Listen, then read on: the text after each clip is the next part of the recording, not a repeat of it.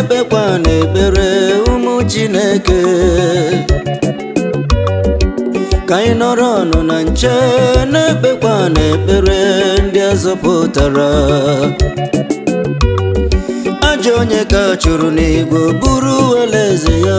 baa n'ime ụlọ ụka kụọpa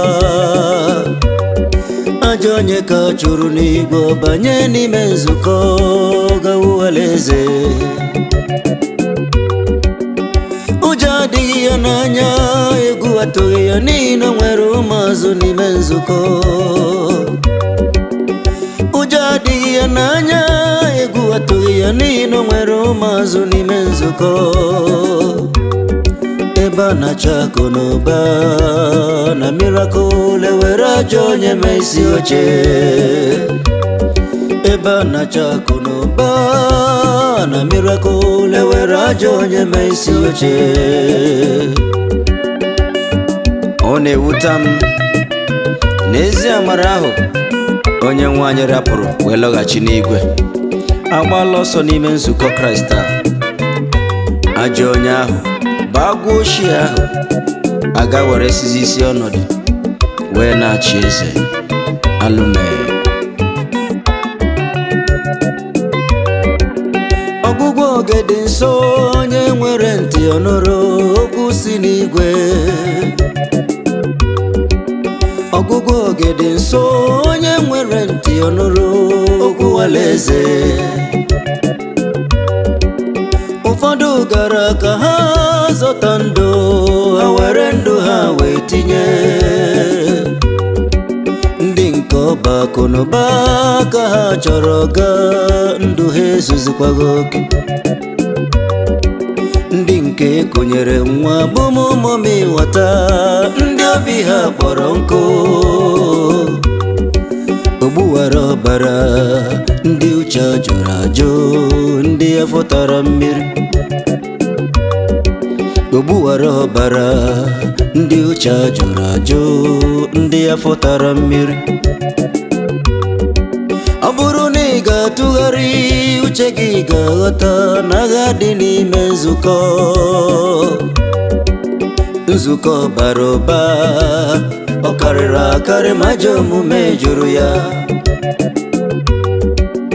nzukọ bara ụba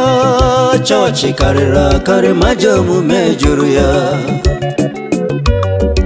ka anyị were abụ wee kpọkuwe Jehova ka o zitere anyị ezi udo ka anyị were abụ wee kpọkuwe Jehova ka o zitere anyị ezi udo usoro na ntọala njirimara nzukọ Kraịst esila n'ike mmụọ nsọ pụọ ikeketa orie ọ bụ ya bụ ebe anọzi ezi oyi hichaa anya gị ka anyị nọrọ na nche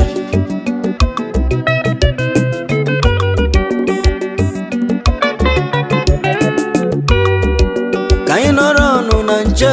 na-ekpekwa n'ekpere ụmụ Chineke ka anyị nọrọ ọnụ na nche na-ekpekwa n'ekpere ndị azọpụtara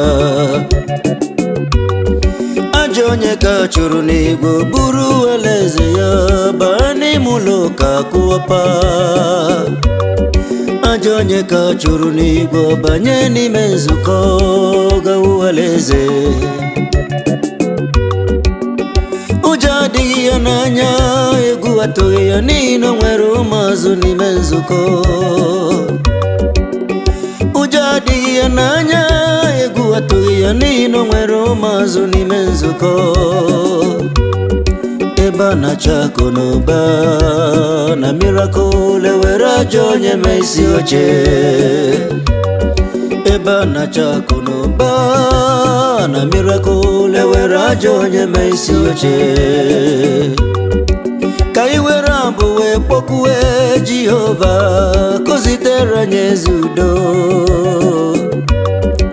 ka anyị were abụ wee kpọkuwe Jehova ka o zitere anyị ezi udo